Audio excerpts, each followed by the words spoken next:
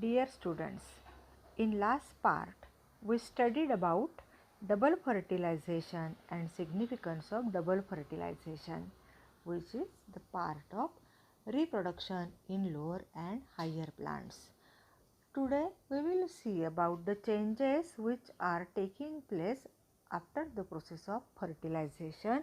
They are known as the post fertilization changes. In that, the important stage is development of endosperm. Endosperm is a nutritive tissue for the nourishment of developing embryo.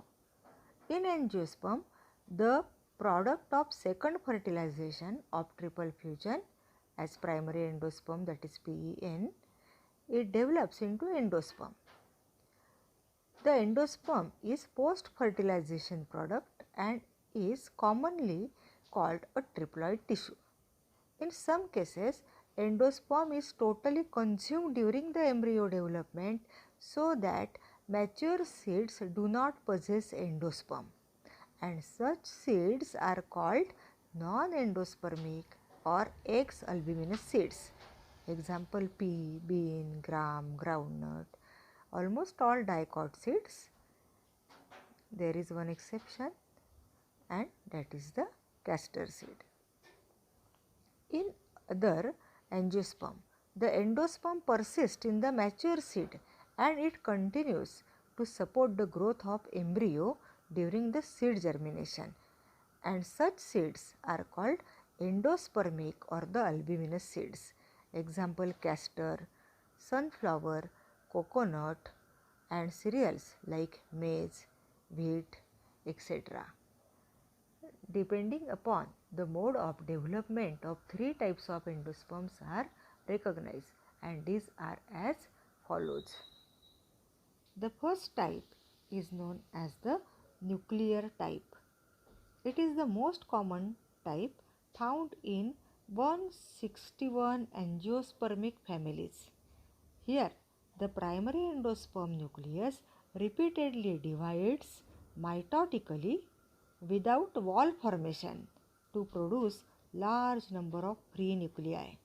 A big central vacuole appears in the center of cell, pushing the nuclei towards the periphery. Later walls develop between the nuclei. Hence, multicellular endosperm is formed.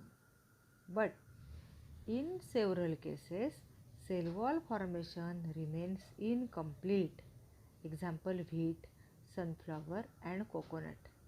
Coconut has multicellular endosperm in the outer part and free nuclear as well as vacuolated endosperm in the center. Second type is the cellular type. In some plants, division of triploid primary endospermic nucleus is immediately followed by wall formation, so that the endosperm is cellular right from the beginning. It is mostly observed in 72 families of dicots as in members. Example: balsam, petunia, adoxa, etc. What do you call the kernel that you eat in the tender coconut? Now we will say about the third type of endosperm, that is known as halobial type. It occurs in the order Halobiales of monocotyledons. In this case, first division of primary endosperm nucleus is followed by a transverse wall which divides the cell unequally. The smaller cell is called chalizial cell and larger cell is micropylar cell. Then the nuclei in each cell divide by free nuclear division, and then walls develop between nuclei in micropylar chamber. It is intermediate between cellular and nuclear type of endosperm. Example: asphodelus. One note is there, mosaic endosperm. Endosperm containing tissues of two different types is called mosaic endosperm. In plants like corn, the endosperm contains patches of two different colors. It forms a sort of mosaic pattern. Now we will see about development of embryo. The process of development of zygote into an embryo is called embryogenesis. See, the process of development of zygote into an embryo is called embryogenesis. The embryo is developed at the micropylar end of embryo sac. The growth of embryo triggers only after certain amount of endosperm is formed. After fertilization, the embryonic development begins. The zygote divides to form two-celled proembryo. The larger cell towards the micropyle is called basal or suspensor initial cell, and smaller cell towards chaliza is called terminal or embryonal initial cell. The suspensor cell divides transversely in one plane to produce filamentous suspensor of 6 to 10 cells. The first cell of suspensor towards the micropylar end becomes swollen and function as a hostorium. The lowermost cell of suspensor is known as hypophysis. The suspensor helps in pushing the embryo in the endosperm. The embryonal initial undergoes 3 successive mitotic divisions to form octant. The planes of division are at right angles to each other.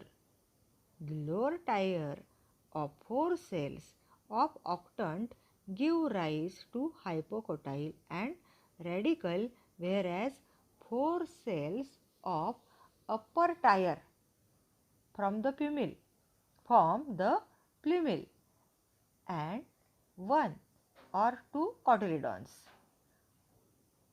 Suppose 2 cotyledon, then condition is dicotyledonous. 1 cotyledon, then it is known as monocotyledonous. The hypophysis by further division gives rise to the part of radicle and root cap. Subsequently, the cells in the upper tier of octant divide in several planes so as to become heart-shaped, which then forms 2 lateral cotyledons and a terminal plumule. Further enlargement of hypocotyle and cotyledons result in a curvature of embryo and it appears horseshoe shaped. The embryo development is similar in both dicot and monocots up to the octant stage. The difference appear later. In monocot embryo, single cotyledon occupies terminal position and plumule is lateral. The single shield-shaped cotyledon is called scutellum. The protective sheath of plumule is called coleptile and that of radicle is coleorhiza. Finally, ovule is transformed into the seed and ovary into the fruit.